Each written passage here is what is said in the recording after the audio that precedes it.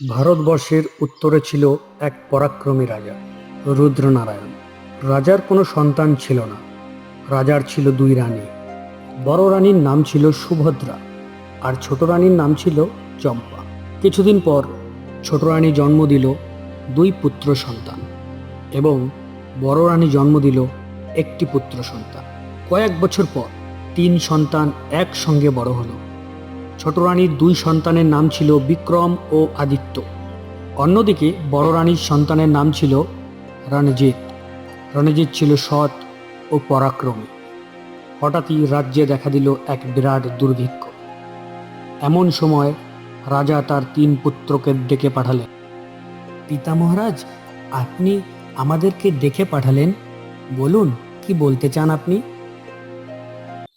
পুত্র রণজিৎ, রাজ্যের দুর্ভিক্ষর কারণে রাজকোষ শূন্য হতে চলেছে পুত্র। এখন তোমাদের তিন ভাই বাণিজ্যে যেতে হবে যে। তবে শোনো রণজিৎ, তুমি উত্তরের পর্বত পার হয়ে সিন্ধু দেশে যাও। আর বিক্রম ও আদিত্য, তোমরা দুই ভাই দক্ষিণের সূর্যনগরের দিকে প্রস্থান করো।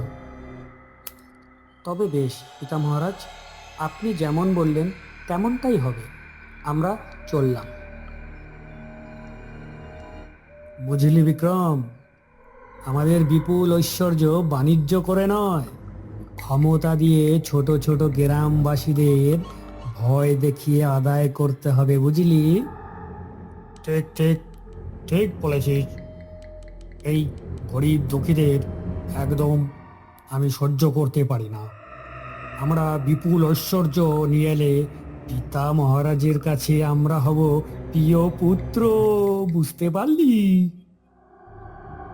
যেই কথা সেই কাজ।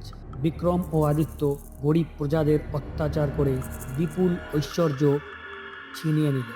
অন্যদিকে রণজিৎ বাণিজ্য করে যা অর্থ উপার্জন করেছিল, দেশে ফেরবার পথে গরিব দুঃখীদের দান করতে করতে তার কাছে আর কিছুই রইল না। একসময় পথ চলতে চলতে ক্লান্ত হয়ে পর্বতের পাশে দাঁড়িয়ে আপন মনে বলতে থাকে, হে বিধাতা, বাণিজ্যে যা উপার্জন করেছিলাম সবই তো গরিব প্রজাদের দান করে দিয়েছে। এখন আমি কি করে পিতা মহারাজের সামনে গিয়ে দাঁড়াবো? কি করে তাকে মুখ দেখাবো? সে কি আমার কথা বিশ্বাস করবে? হঠাৎই এক অদৃশ্য আওয়াজ ভেসে এলো। কি রে রণজিৎ, এত চিন্তা কেন তোর? কে তুমি? আমি তো তোমাকে দেখতে পাচ্ছি না, একটু সামনে এসো।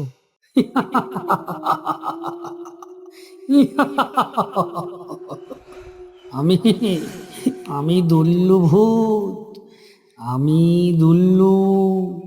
আমি গরিবের পাশে থাকি, এই গাছের ডালে বসে দোল খাই।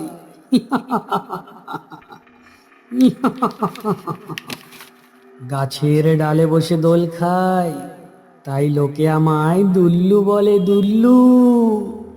আমি তোর সব কথা শুনেছি। দুল্লু থাকতে কিসে ভয়? কার টাকা কে নেয়? দুল্লু থাকতে কিসের ভয়? কার টাকা কে নেয়? এই এই এই এই নে, এই নে, আমি তোকে এক আশ্চর্য পাথর দিলাম। এটা নিয়ে যা, নিয়ে যা। শোন, যেখানে এই পাথর ঠেকাবি সেটাই হবে সোনা। যা যা, চলে যা, যা এবার। আমার সময় হয়েছে, আমি চললাম। আমি দুল্লু, গাছের ডালে বসে দোল খাই। রাজসভায় তিন পুত্র উপস্থিত হলো। মহারাজ বলল, বিক্রম ও আদিত্য, তোমরা কি নিয়ে এসেছো বাণিজ্য করে? বিক্রম বলল, পিতা পিতা মহারাজ, আমরা দুই ভাই বিপুল ঐশ্বর্য নিয়ে এসেছি। ওই অভদ্র ছোট লোক গ্রামবাসীদের কাছ থেকে ছিনিয়ে নিয়ে এসেছি পিতা মহারাজ। কারণ ওরা তো গরিব, ওদের তো বড় লোক হওয়ার কোনো অধিকার নেই। আমরা ছিনিয়ে নিয়ে এসেছি মহারাজ বিপুল ঐশ্বর্য, দেখুন দেখুন পিতা মহারাজ, আমরা দু ভাই কত ভালো কাজ করে এসেছি।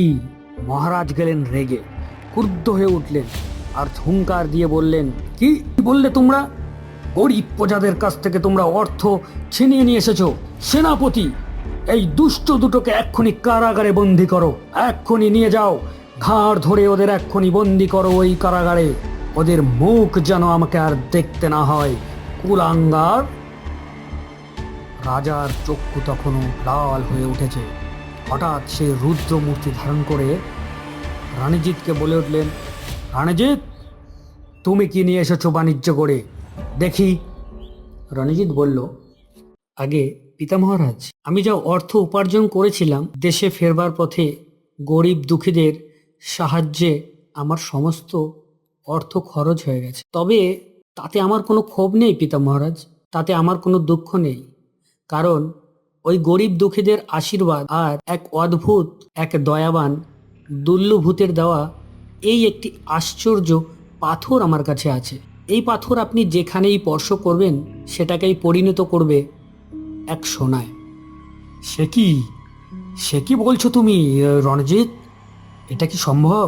পিতা, আমি জানি না এটা সত্য কিনা, তবে ভাগ্যের যা পরিহাস, হয়তো এটাই বাস্তব। আপনি একবার পরীক্ষা করেই দেখুন।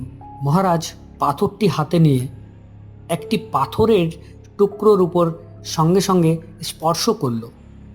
হঠাৎই এক আশ্চর্যভাবে দেখা গেল কালো পাথর থেকে রূপান্তরিত হলো ঝকমকে এক সোনার গোল, এক উজ্জ্বল একটি সোনার দলা।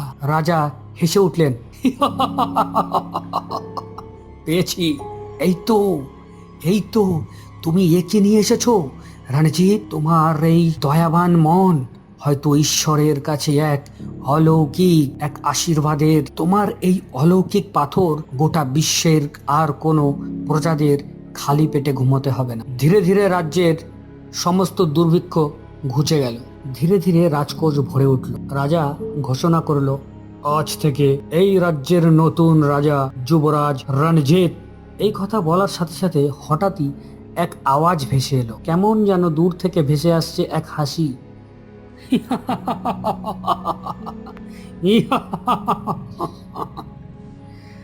কিরে রণজিৎ, কেমন হলো বল? দুষ্টু পেল সাজা, রণজিৎ হলো রাজা।